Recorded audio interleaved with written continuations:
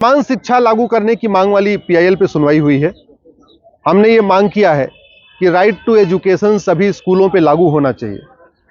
2012 में कांग्रेस की सरकार ने मदरसों को राइट टू एजुकेशन के दायरे से बाहर निकाल दिया था।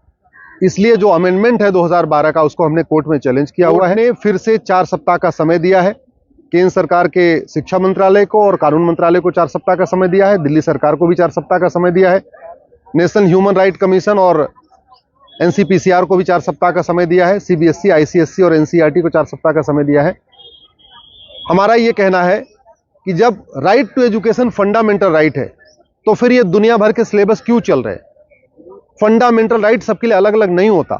सीबीएसई बोर्ड कुछ अलग पढ़ा रहा है, आईसीएसई बोर्ड कुछ अलग पढ़ा रहा है, यूपी बोर्ड कुछ अलग पढ़ाता है, दिल्ली बोर्ड कुछ अलग पढ़ाता है। और बाद में जो एंट्रेंस एग्जामिनेशन कॉमन होते हैं, जितने भी एंट्रेंस एग्जामिनेशन है, चाहे वो इंजीनियरिंग का हो, चाहे मेडिकल का हो, चाहे सेना में जाने का हो, चाहे रेलवे में भर्ती का हो, जिसमें भी है, वो सारे एग्जाम कॉमन होते हैं। जब कॉमन एग्जाम होते हैं तो फिर कॉमन सिलेबस, कॉमन करिकुलम भी होना चाहिए।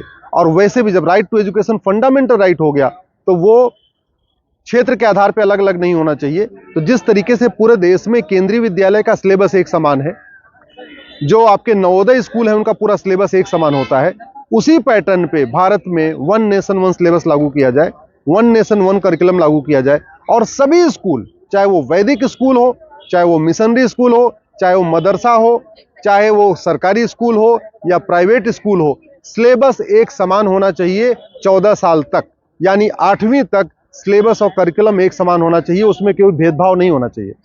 समान शिक्षा लागू होगी, समान सिलेबस लागू होगा, तो पहली बात तो बच्चों में एक समानता का भाव आएगा।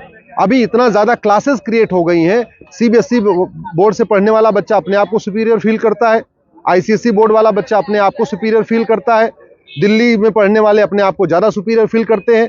किताबें अलग अलग चल रही हैं, जहां 20,000 रुपए महीने की फीस है उसकी अलग किताब है, जहां 10,000 रुपए फीस अलग किताब है।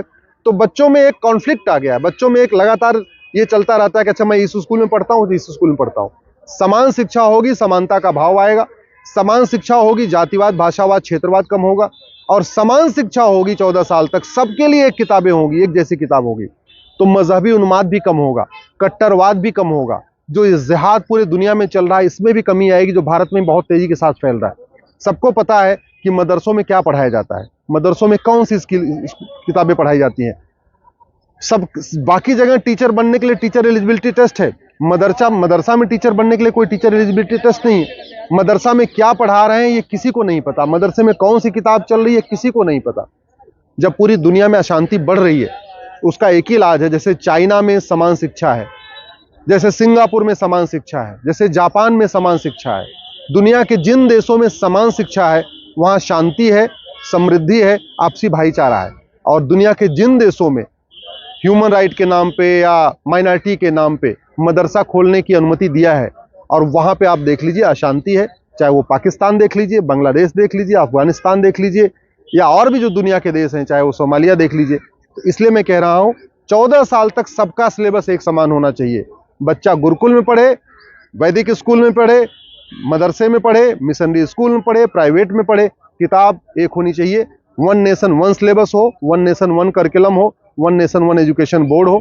इस पे हमारी कोर्ट ने हमारी पीएल को ऑलरेडी एक्सेप्ट किया हुआ है। बार 4 सप्ताह का समय दिया है। जनवरी में इसकी सुनवाई होगी, 15 जनवरी को। मैं आशा करता हूं इस बीच केंद्र सरकार इस पे कोई सॉलिड एक डिसीजन ले लेगा और देश में समान शिक्षा लागू हो जाएगी।